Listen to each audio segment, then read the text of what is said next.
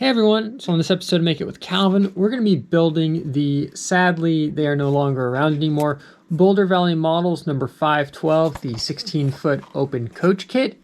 I honestly don't remember where I got this, but let's just say the price of $10, considering how hard these kits are to find these days, is an absolute steal deal. So let's dive into it.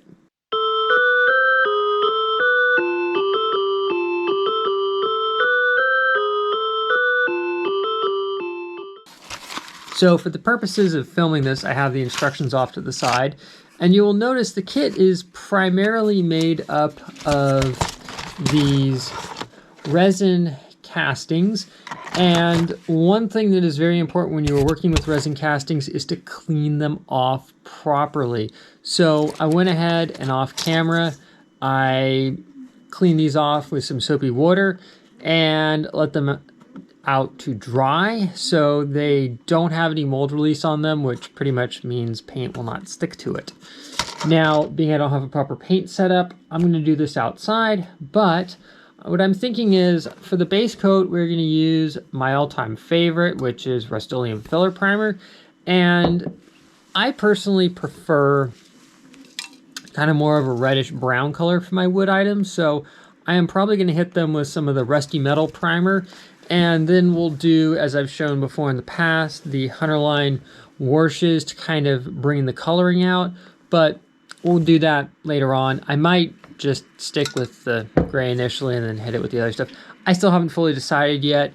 I'm kind of figuring, because this is more of a desert location, any paint that's going to go on there is probably going to get flaked off, mostly just from sun degradation and things like that. So they're going to be more worried about the sun and the sand knocking things off than wood rot because of rain. So that's kind of my thought process behind it. But let me go ahead and prep these for paint, and then once the paint is dry, which will probably be overnight because I'm shooting this at night, allows the paint plenty of time to cure and harden. Then we'll come on back and we'll actually assemble the kit. So let's get started.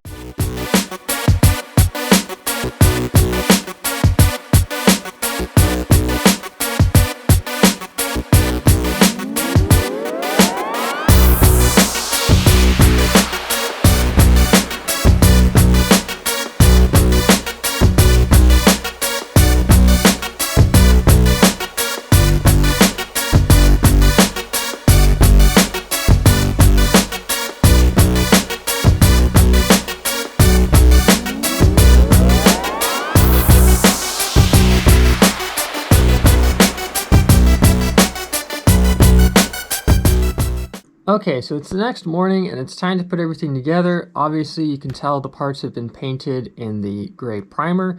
I've decided to keep it like this for now. I can always come back and weather it later, but I figure that's easier once it's assembled, because I will need to do some touch-up paint to cover the epoxy that I'm going to use to put everything together with.